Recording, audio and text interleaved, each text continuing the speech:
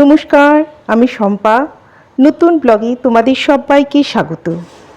আশা করি তোমরা সবাই খুব ভালো আছো, সুস্থ আছো।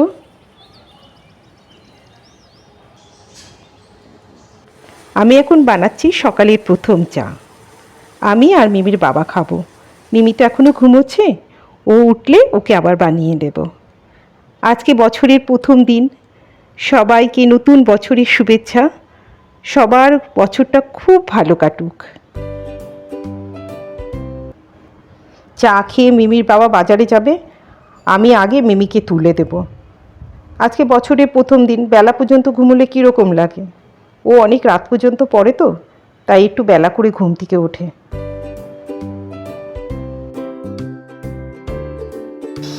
আজকে প্রচণ্ড গরম। গরমের দিনে না সেরকম পাখিরা আসে না। শীতকালে প্রচুর পাখি আসে, গরমকালে গরমের মধ্যে আর আসে না ওরা। ভোরবেলা আসে দুই একটা, খেয়ে দিয়ে চলে যায়।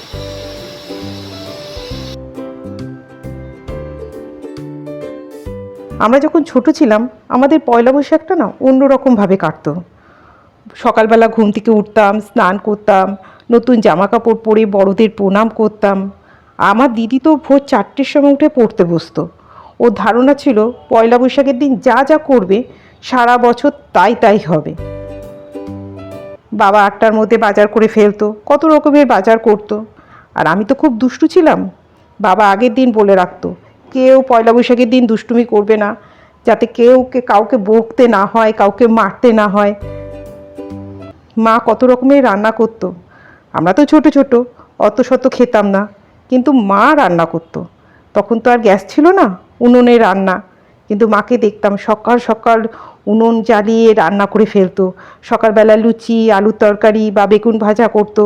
তার সাথে বাবা 2-3 রকমের মিষ্টি নিয়ে আসতো, কারণ লোকজন আসলে তাদেরকে মিষ্টি দিতে হবে। তারপরে শ্বশুরবাড়ি গেলাম। শ্বশুরবাড়িতে অনেক বড় সংসার, সেখানেও আমার শাশুড়ি মা কত রকমের রান্না করতো। সেখানেও সকালবেলা স্নান টান করে পুজো টুজো দিতাম, সবাইকে প্রণাম করতাম। সেখানে একটা দারুণ রেওয়াজ ছিল, প্রণাম করলে কিন্তু পয়সা দিত। কিন্তু সেখানে নতুন জামা কাপড় পরার রেওয়াজটা ছিল না। যেহেতু আমি ছোটোবেলার থেকে নতুন জামা কাপড় পরতাম, আমার বাবা কিনে দিতেন, তাই মিমির বাবা আমাকে পয়লা বৈশাখে নতুন শাড়ি কিনে দিত বা চুড়িদার কিনে দিত। আমার খুড়ো শ্বশুরও আমার জন্য শাড়ি কিনতেন। পয়লা বৈশাখের দিন আমাদের বাড়িতে কত লোকজন আসতো। আমার ননদেরা আসতো, আমার পিসি শাশুড়িরা আসতেন, তাদের ছেলেমেয়েরা অনেক সময় আসতেন। কত লোকজন আসতো, দিনগুলো খুব হৈ হৈ করে কেটে যেত। আর আমার শাশুড়ি মা তো দশমীর দিন যা যা রান্না করতেন তাই তাই পয়লা বৈশাখে রান্না করতেন।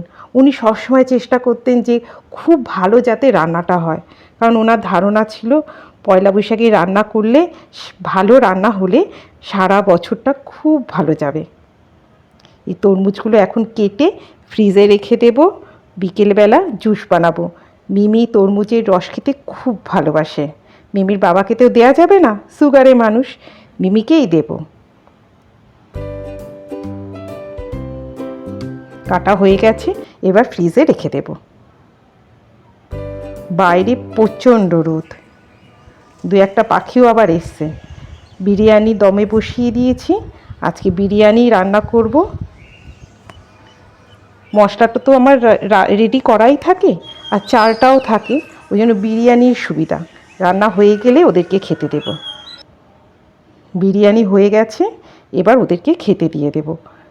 ভেবেছিলাম একটু রায়তা করব, এত গরমে না আর ইচ্ছে করছে না রায়তা বানাতে। বিরিয়ানির সুবিধা আছে, আর কিছু করতে লাগে না। ব্যাস, এবার খেতে দিয়ে দেব।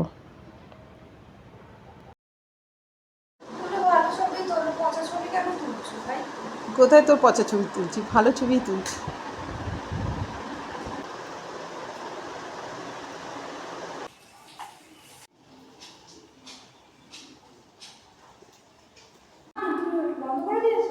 কোনটা?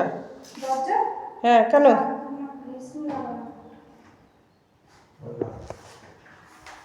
কতক্ষণ সময় লাগবে, চ না।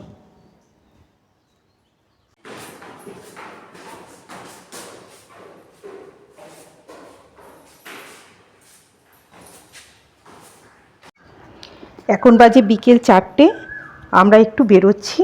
আমরা যাব একটু বাঁশগড়িয়া, যাব একটা গিফট কিনতে। আসলে রবিবার 21 তারিখ আমাদের নাতনির মুখে ভাত।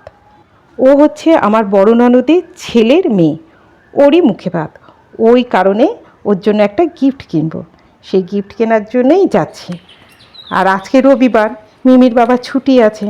আমি আবার কেনাকাটিতে না অতটা পটু নই, আমি ঠিক পারি না। তো কালকের থেকে তো আবার ওর বাবা সকালবেলা বেরোবে, রাত্রিবেলা আসবে, তাহলে কিনবো কখন? ওই জন্য ভাবলাম আজকেই বেরিয়ে যাই। আজকে পয়লা বৈশাখ, সব দোকানগুলোও খোলা, ওই কারণে কিনে নিয়ে আসি। যদি পছন্দ হয় কিনে নেব, না হলে বানাতে দিয়ে দেব। রাস্তা একদম ফাঁকা, একটাও রিকশা নেই।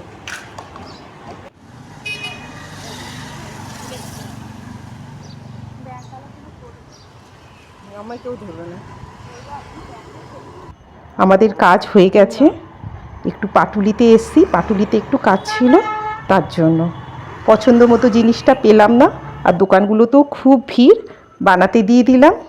3 দিনের মধ্যে ওরা দিয়ে দেবে ডেলিভারি, ব্যাস ওই কারণেই বানাতে দিয়ে দিলাম। এবার যাব বাড়ি।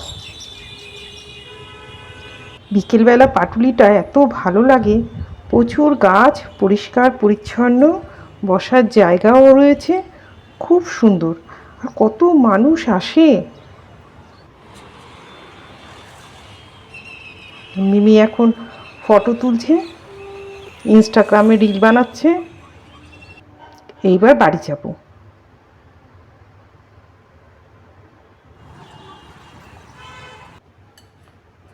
বাড়ি চলে এসেছি, এখন তরমুজের রসটা বানিয়ে দেব। মিমি সেই কখন থেকে বলছে আমাকে বানিয়ে দাও। মিমির বাবা তো আর খাবে না, মিমিকেই 1 গ্লাস বানিয়ে দেব।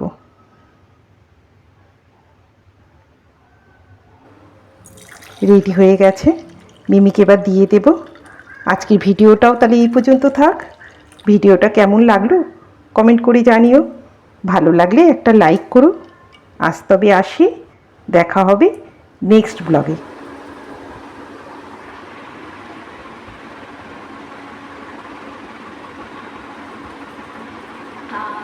Tiara